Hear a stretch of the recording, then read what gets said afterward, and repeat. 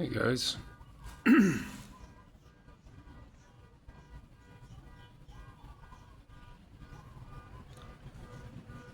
For some time now, I've been able to affect the electricity of monitors and my phone, but I've only been able to capture that through another phone or this phone when looking at what I'm just going to call lines of force, subtle lines of force. Today, I was able to see it with my naked eye. At first, I thought it was my hat, because my hat has this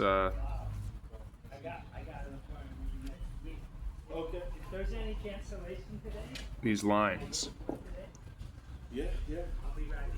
But I shifted my head around, and this woman's t-shirt was showing lines, and then those lines actually moved.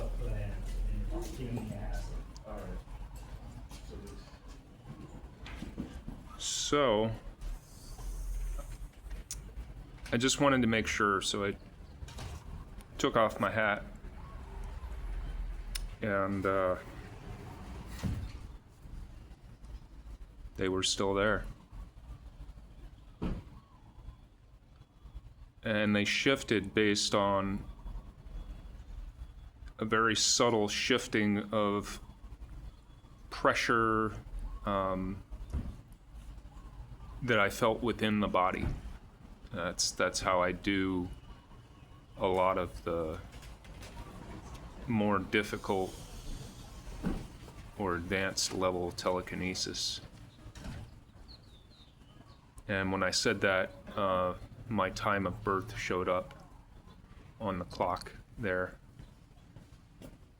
So that rings very, very true.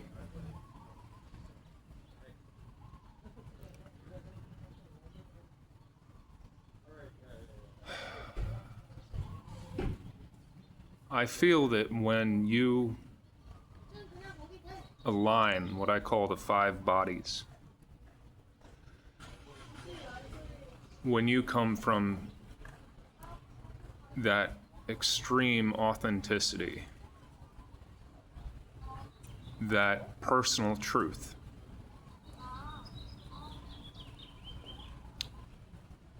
maybe not right away, but over time as you act from that place, and I think this echoes what the Buddhists talk about, right? They have like right thinking, the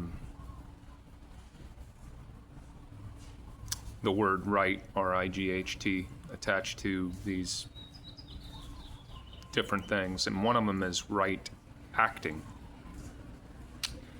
I think when you act from that place of personal truth, and I don't always do that, you know, sometimes just to keep the peace kind of thing, because of the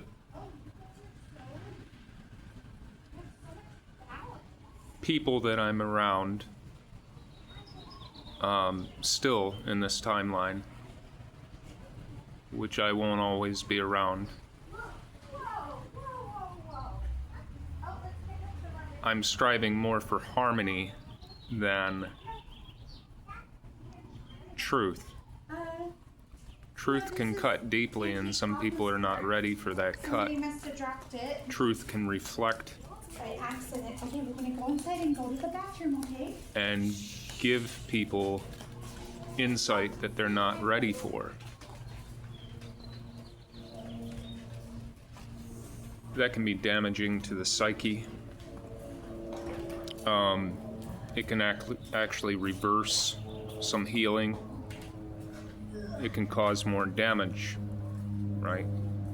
It's like touching a wound, and if you were to smack that wound, right, or take a knife to that wound, unless you cut expertly with precision and accuracy, you wind up doing more damage to that wounded area. There is a time and a place to cut something out. There's a time and a place to apply a medicine that's going to sting first before it heals.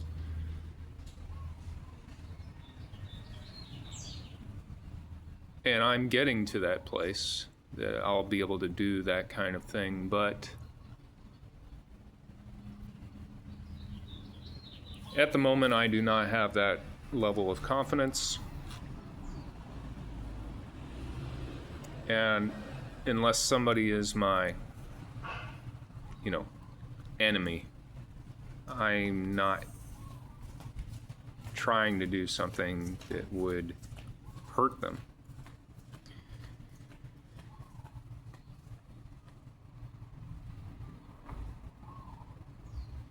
This has been a long journey. Not just 7 years, it's been a little over 7 years since I've been practicing telekinesis, psychokinesis, psionics, metaphysics, what you call occult or hidden knowledge, the esoteric, as opposed to the exoteric.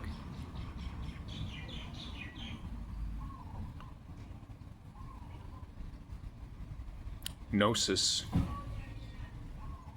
Sophia, faith.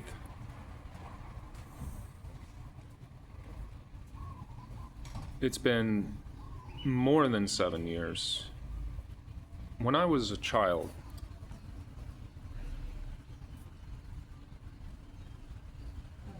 social services in Virginia came and ripped me out of my home repeatedly.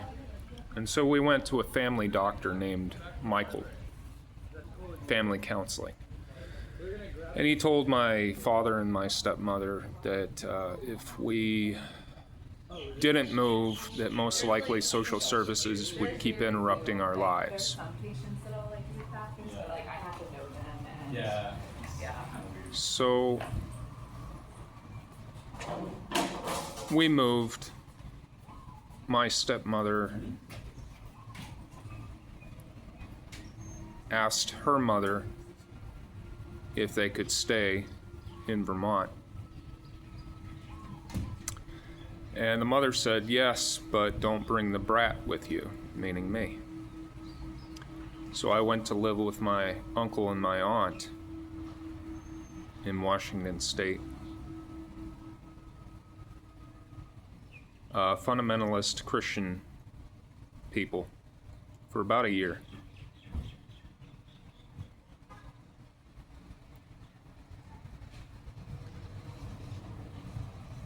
When I did eventually go to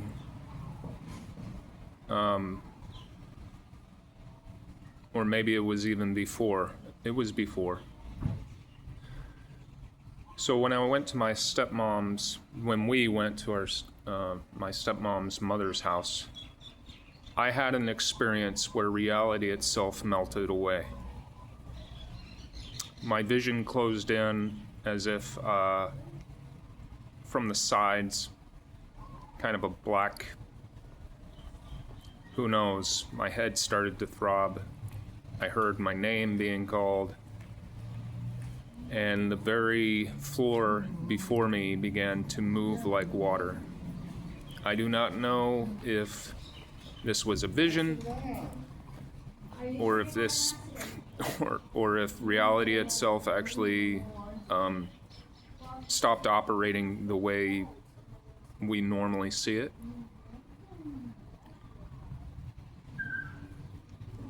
But even before that, I had very mystical experiences as a child. Things that I couldn't really talk to people about because they wouldn't believe it.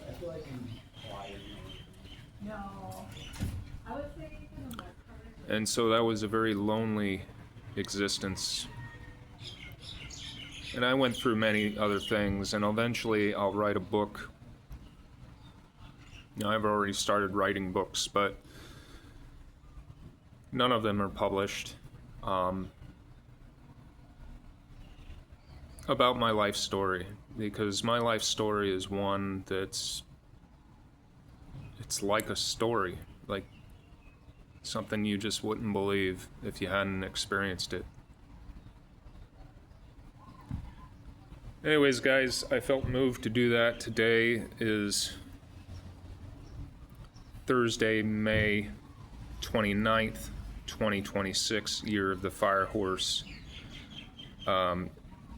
As I said that, it was 10:38, which is 111, and what I was saying was that the date, the day, and the year add up to 111, which also happens to be what my full name with title of Junior adds up to.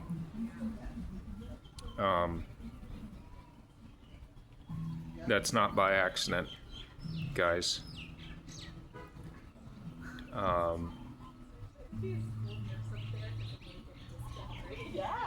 So my full name adds up to 137, and then Junior, JR, and then period. J is 10, 10 is 1, a period is a 1, therefore we have 11. I'm not making this up, this is in my numerology. I tend to see numerology in maybe a different way that's classically taught in books, though I have studied some of that. But I come to a lot of my insights simply by what I intuit, my intuition. And through this, I have navigated my life, not just through this, but through animals and people and songs that I hear on the radio and just all kinds of things. And right behind me as I was saying that, and now it's 12:33, which is 333, but right before that, you saw something flit above my head. So, speaking truth. How do you know I'm speaking truth? How do you know that somebody's speaking truth? One of the ways that you know somebody is speaking the absolute, at least personal truth, is that there are so many coincidences that line up, times and miraculous things or magical things or mystical things, and they line up consecutively, or in a nest of this is inside of this, is inside of this, is inside of this. And that is how my life is, and that is how my phone numbers are, and my social security number is, and the addresses that I've lived at are, and the combinations of the different places that I've gone to, such as Starbucks, their bathroom. Things match up in very strange and surprising ways. And I have, at first it was very surprising to me, and now it's just become kind of normal to me. It's become normalized. And I believe this kind of thing happens to a person when they begin to awaken. And sometimes you won't awaken in a particular lifetime, right? You may go your whole life without becoming awakened. And the biggest part is, of course, grace, which you don't control. Grace is the favor, you might say, or the intention of the grand design of whatever creator, whatever created you, whatever set things in motion. And as I said that, it was 1, 4, 4, 4. That's not by accident, guys.